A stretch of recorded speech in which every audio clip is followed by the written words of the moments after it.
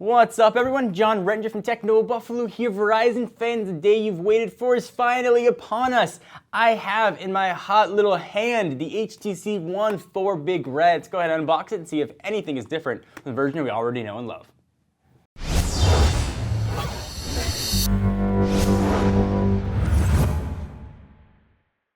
Here we've got the HTC One box. It's different than the HTC One boxes we've seen in the past. This one is sort of more square and rectangular and angular and all kinds of other stuff, and less squat than the other ones. So nothing else that exciting on it. Go ahead and open this up, and there is the HTC One. This was probably my favorite phone of the past year, and I'm really excited that it made its way to Verizon. We'll take a quick look at it here.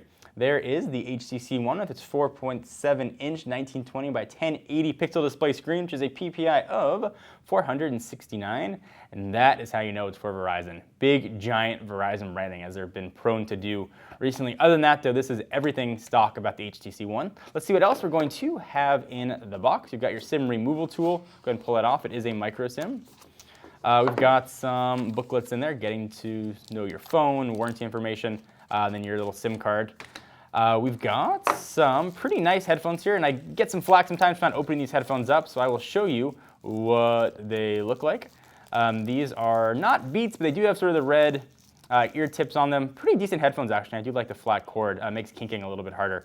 So those are in there. Then we've got just a wall wart and a standard micro USB charging and syncing cable. Let's go ahead and power this guy on, and I'll run you through the specs. If you want to see our full review of the HTC One, I'll annotate it here, and there'll be a link down below on it as well. It still surprises me how quickly these phones usually boot up. We'll see if it's got quick boot enabled here on this HTC One. So again, 4.7-inch 1080p screen. It's running supposedly Android 4.2, some variant, but we'll take a look at that once the phone boots up. It's got a 1.7 gigahertz Snapdragon 600 chip, which is, of course, quad-core, being augmented with 2 gigs of RAM available in 32 or 64. I believe the folks at Verizon sent us the 32 gig version. Unfortunately, though, no room for expandable storage and no removable battery here. The battery, though, is a pretty beastly 2300 milliamp hour battery, and actually, battery life for me has been pretty good with the HTC One. We'll see how it is, though, with Verizon's network.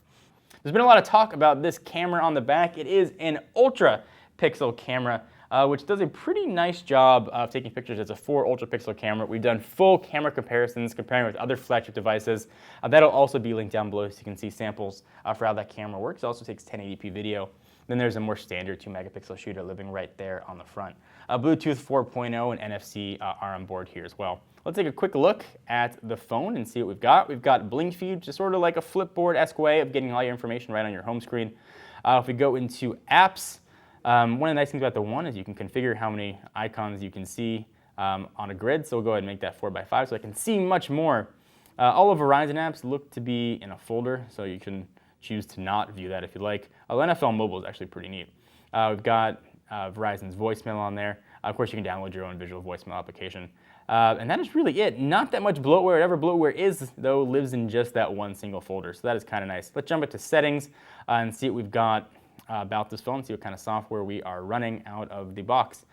Software information. We've got Android 4.2.2, so not quite 4.3 yet. We've seen it filter out to the international variant, so presumably it'll come to the carrier versions very soon. And Sense 5, I really like. Give Sense 5 a shot if you're not a big fan of skins. This is probably the most usable one I've seen. So if you're picking up an HTC One for the first time, be wary that HTC logo is not a button as much as you want it to be. You've got a back button, a home button. Everything else is done via on-screen. Bottom, we've got boom sound speakers. We did a full demonstration in our review of those, but it sounds incredible. The best phone speakers I have ever tried. Absolutely awesome. If you need a phone to play music or have loudspeaker phone, it's a great way to go. Everything else here, though, is everything we know and love about the HTC One, but now available with Verizon 4G LTE. Anything else you guys want to see about this, let us know in the comments down below. Please give the video a thumbs up. We'll definitely appreciate it. And check us out at technobuffalo.com for the latest and greatest tech news. I am John Rettinger, and I'll see you in the next video. What's up, everyone? It's Ashley. Thanks so much for watching that most recent video. If you enjoyed it, please click on the word subscribe right underneath me to get tons of more tech videos from us here at Techno Buffalo. We have got unboxings, comparisons, reviews, recaps, and everything else you can think of here on the channel. If you're in the mood for more technology, just click right over here to check out some of our most recent videos. See you next time, humans.